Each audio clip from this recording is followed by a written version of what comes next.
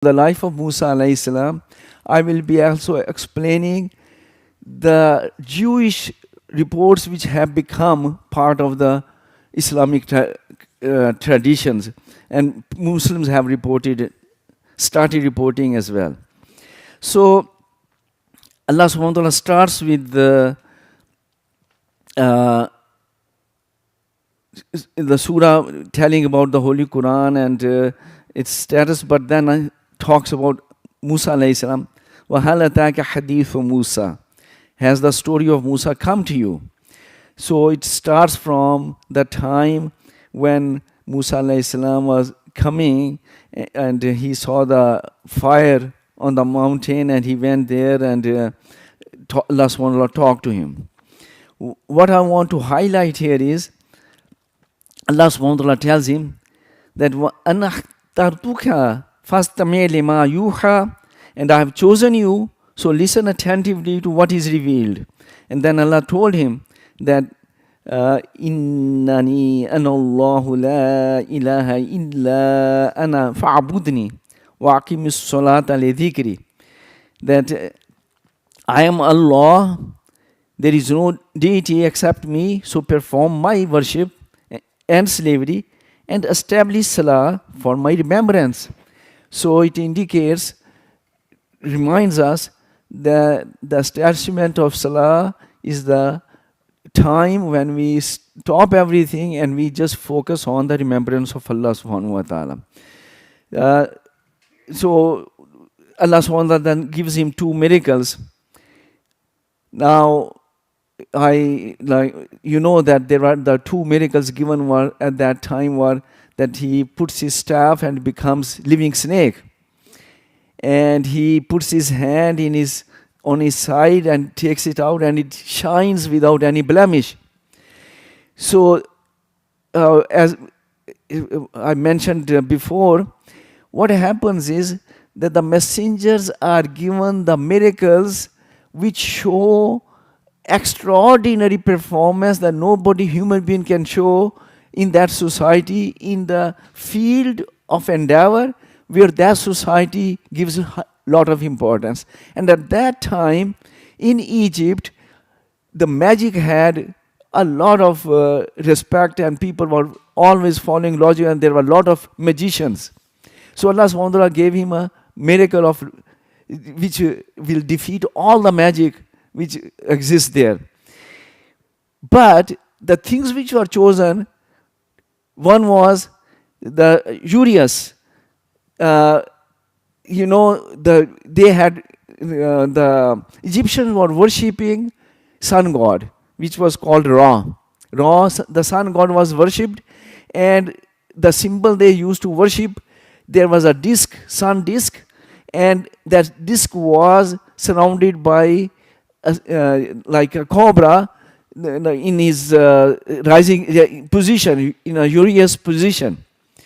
So Allah subhanahu wa ta'ala gave Musa alayhi salam those miracles which will show those people that no, they thought that the cobra had the ultimate power, and it was source of power and dominance and sovereignty and authority, and it was protecting the sun god. So Allah subhanahu wa ta'ala gave him a shining hand to indicate that Allah can create the shine from anything, even from a hand of human being. So sun is not worthy of worship because it's a creation of Allah subhanahu wa ta'ala, can create anything. And the snake was also indicated that has no power. Allah subhanahu wa ta'ala can create a snake even from a dead wood. So this was the two signs given to him.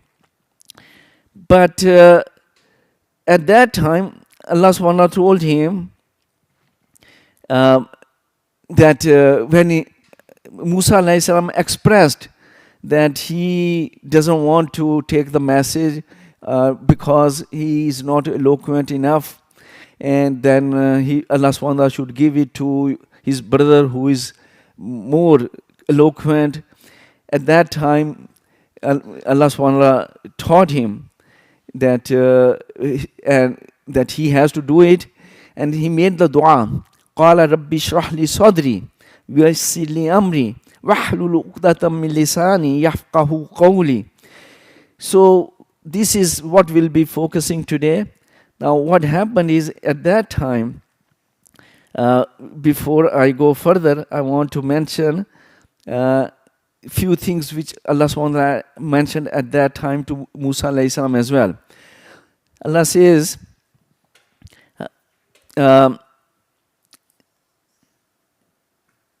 that we made a favor to you when he was born, as you know, that at that time the children were being killed, but Allah SWT saved him by that his mother put him in a box and in the river, and that Pharaoh, one of the women from the house, adopted him as son. So Allah SWT mentions, وَأَلْقَيْتُ عَلَيْكَ مَحَبَّةٍ مِّنِّي, that I covered you, I endued you with love from me. So when they saw the child, they knew that this was not an Egyptian child. They knew that it was a Hebrew child, but still he was so lovely that they decided to adopt him. So وَأَلْقَيْتُ عَلَيْكَ مَحَبَّةٍ مِّنِّي, that Allah SWT says that I endued you with love from me, so that وَلِتُصْنَعَ عَلَىٰ عَيْنِي, so that you are brought up before my eyes. So Musa alayhi salam was brought up under the care and watching of Allah subhanahu wa ta'ala. And later on, Allah subhanahu wa ta'ala also tells him, وَاسْتَنَعْتُكَ لِنَفْسِي, that I have brought you up specially for myself. So the reason I am highlighting these qualities is that Allah subhanahu wa ta'ala brings up the messengers from their birth, from their childhood, under his own care. And in the same manner, Musa alayhi salam was brought in that manner.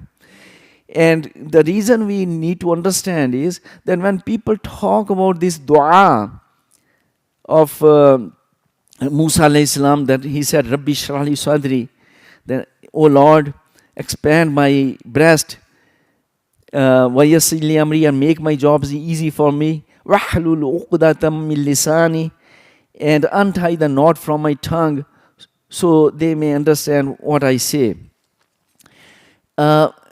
So there is a Jew in the Jewish literature, in Talmud of Jews, there is a story. The story is that when Musa was being brought up in the household of Pharaoh,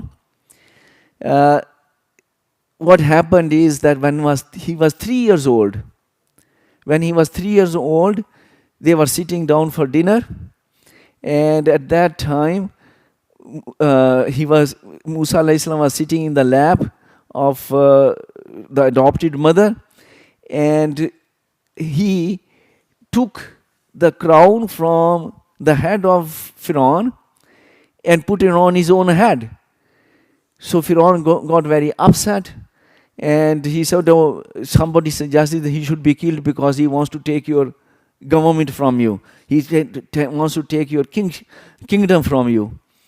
But then a wise person suggested that no, he's a child, doesn't understand, so put some burning coals and some precious stones in front of him and see what he does. And Musa alayhi salam, under the influence of Jibreel alayhi salam, put his hand on the coals, took the coals and put in his mouth, and his mouth, the tongue got burned, and then he could not speak properly, and he was stuttering when he was speaking, and those kind of things. This is total lies. This has nothing. This is not true. Although Muslims keep repeating this story, but this story is from Jewish sources. The totally lies, fabricated. have no truth in it. And first of all, just look at logically from the point of view. 3-year-old child is not the child which will, when a new child is born, they take something and they put it in their mouth. Okay? A 3-year-old child will not do that.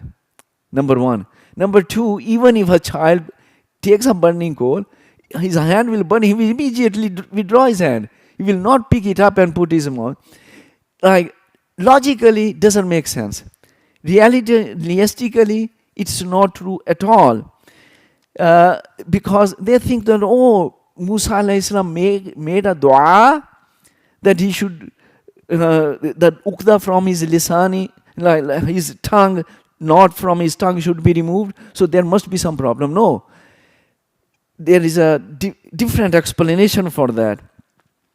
So what happened is, so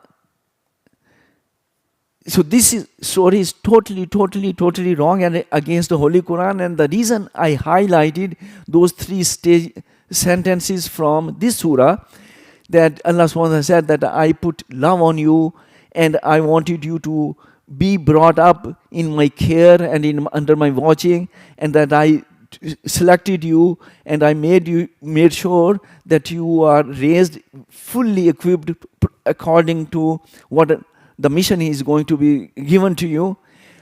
All this tells that Allah SWT would not let this happen to Musa alayhi salam. He would not let a person who is going to be a messenger giving his message that he is stuttering and he cannot even speak properly.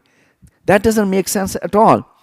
And the true explanation is, what happens is, and this is mentioned in another surah, Allah SWT said, when Allah SWT asked him that, okay, you are going to go to Fir'aun and give my message. And he says, Qala Rabbi inni akhafu an yukadhibun, that, Ya Allah, I fear that they are going to reject me.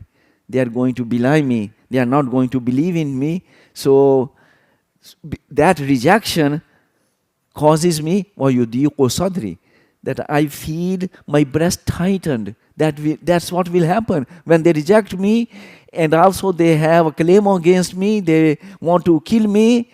So if I go there and they reject me, then I will feel my breast tightened. I won't be able to express properly.